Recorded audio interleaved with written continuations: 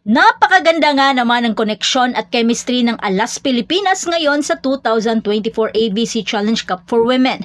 Dahil sa kanilang unang dalawang laban, ipinamalas nila ang kamangha-manghang performance, lalo na ang kanilang mga batang bituin na sina Angel Canino at Ea Laure. Ang dalawa ay magkaribal sa UAAP pero sa Alas mas naging epektibo ang pagsasanib puwersa ng dalawa. Tara't ating alamin ang mga detalye.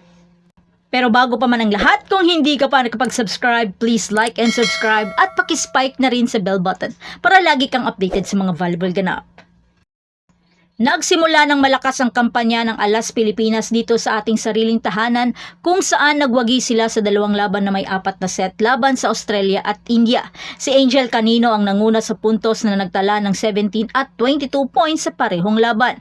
Samantalang naghatid naman si Ea Laure ng parehong 17 points. Sa pamamagitan ng mga panalong ito, nakuha ng Pilipinas ang unang pwesto sa Pool A ngunit mayroon pa ring trabaho na kailangan gawin. Upang makapasok sa knockout semifinals at mapabuti ang kanilang ikapitong pwestong pagsalang noong nakaraang taon sa Indonesia, kailangan ng Alas Pilipinas na makamit ang isa sa dalawang pwesto sa pool play.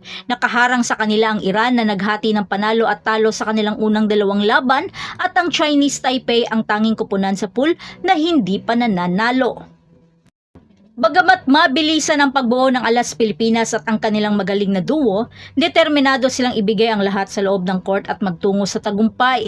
Binigyan din ni Angel Canino ang kahalagahan ng oportunidad na ito na sinasabing hindi nila ito basta-basta bibitawan. Sinabi rin ni Ea Laure ang kanilang pangako at gamitin ng husto ang kanilang potensyal bilang isang kupunan at gawin ang kanilang pinakamahusay para sa bansa. Nakakabilib na makita kung gaano kabilis nagkakasundo ang Alas Pilipinas bilang isang kupunan, kahit na mayroon lamang silang mahigit isang linggo para maghanda. Sa kabila ng kanilang magkakaibang pinanggalingan at karanasan, nagawa nilang magkaisa at magkaroon ng epektibong komunikasyon. Nagpapasalamat sila sa teamwork, malakas na komunikasyon at pagsunod sa mga tagubilin ng mga coach sa kanilang tagumpay.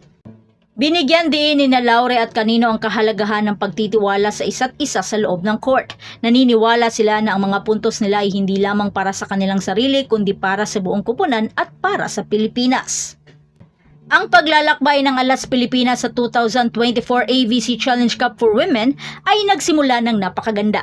Salamat sa mga kahangahangang performance ni na Angel Canino at Ea Laure duo. At syempre palagi nating abangan kung paano sila magpapatuloy na magniningning sa mga susunod na laban.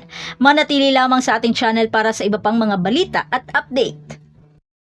At kung nagustuhan ninyo ang video na ito, huwag kalimutan mag-like, mag-subscribe at i-spike ang notification bell para sa mga susunod pa nating mga video. Hanggang sa muli nating pagkikita, patuloy na mag-spike at mag-dig sa ating channel.